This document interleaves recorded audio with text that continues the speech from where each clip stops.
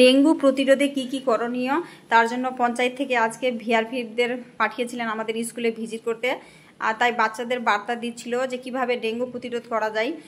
যেমন বাড়ির আশেপাশে নোংরা কোনো জায়গাতে যদি জল জমে থাকে যেন জলটা জমে না থাকে তার দিকে লক্ষ্য রাখতে হবে। সে বাবা মা হোক বা কোনো আশেপাশের লোক হোক বা বাচ্চারা নিজেরাই সেরকম একটা বার্তা দিচ্ছিলেন। ভিজিট করতে আসা ভিআরপিএফ আমাদের হেড টিচার দেখিয়ে দিচ্ছিলেন যেসব জায়গায় বেশি নোংরা জমে থাকে বা জল জমে থাকে ওই জায়গাগুলোতে স্প্রে করছিল। পঞ্চায়েত থেকে যে এরকম একটা বার্তা দিচ্ছে বা ভিজিট করছে স্কুলগুলোতে খুব ভালো বার্তা। আর ডেঙ্গু প্রতিরোধে এটা একটা স্বচ্ছল বার্তা।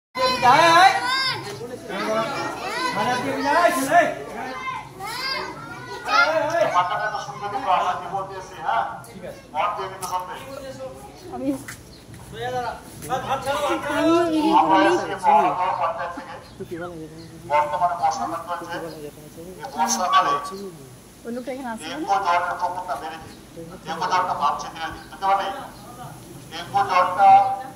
এডিস মশার কামড়ে হয়।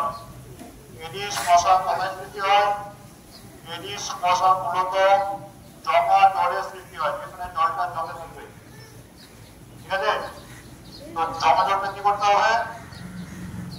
ফেলে দিতে হবে। তোমরা তো পারবে না, তোমরা বাড়ি থেকে বলবা, পঞ্চায়েত থেকে লোক এসেছিল, বাড়ির আশেপাশে যে কোনো জায়গায় জল জমা না থাকে, কোথাও জল জমে থাকলে সেগুলো ফেলে দিতে হবে। যেমন টায়ার হতে পারে, ছোট ছোট হাঁড়ি বাসা হতে পারে, ভাঙা হাঁড়ি বাসা হতে পারে, টব হতে পারে, এমনকি ফ্রিজ হতে পারে। ফ্রিজে জল যাবে না, সেখানেও কিন্তু ডেঙ্গুর মশার সৃষ্টি হয়। তাহলে কি করতে হবে? জমা জলগুলো ফেলে দিতে হবে। পারলে তোমরা পড়বে, না হলে তোমার বাবা মতো পড়বে, জমা জলগুলো ফেলে দেওয়া হয়। আর বাড়ির আশেপাশে জঙ্গল লাগে। আরেকটা কি করবো? যদি আমরা ঘুমাই, দিনের বেলা হোক বা রাত্রের বেলা হোক, যেন মশারি লাগিয়ে ঘুমাই, কাপড় হাতা জামা পরে হাতা জামা করি। আর যদি ডেঙ্গু হয়ে যায়, জ্বর যদি হয়ে যায়, ডেঙ্গু জ্বরের লক্ষণটা হলো মাথা ধরবে, ঘুম ঘুমানো হবে, বমি হবে, নাক মুখ দিয়ে রক্ত পড়বে, শরীর দুর্বল হবে, বুঝতে কমে যাবে। তাহলে কি করতে হবে? এগুলো নিয়ে লক্ষণ দেখা যায়, তাহলে ইমিডিয়েটলি হসপিটালে যোগাযোগ করতে হবে, হসপিটালে গিয়ে ভর্তি করতে হবে, রক্ত পরীক্ষা করে। ঠিক আছে, তাহলে তোমাদের কাজ কি? তোমরা বাড়ি থেকে বলবে, পঞ্চায়েত থেকে লোক এসেছিল, বলে গেছে বাড়ির আশেপাশে সবাই পরিষ্কার থাকে, আর বিশেষ করে জল যেন কোথাও জমে না থাকে।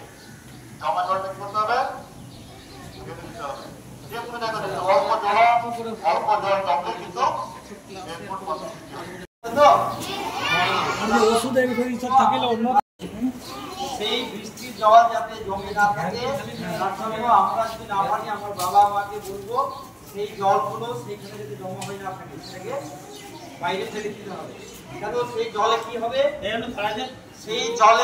সেই জল থেকে একটা মশার সৃষ্টি হয়, জন্ম নেয়। হয় তাহলে আমরা কি করবো? তাড়াতাড়ি আমরা ডাক্তারের সাথে পরামর্শ করবো।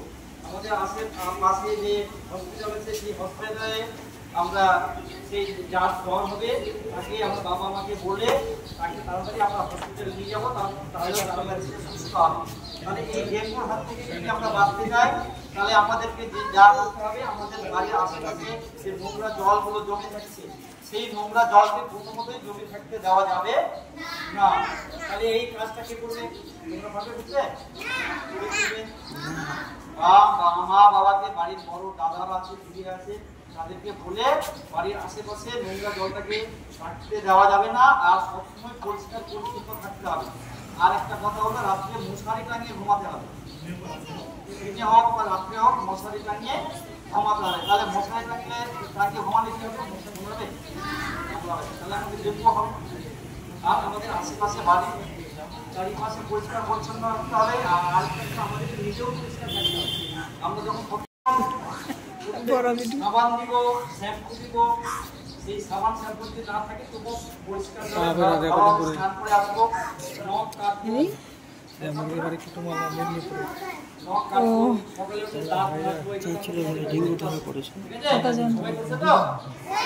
ছেলে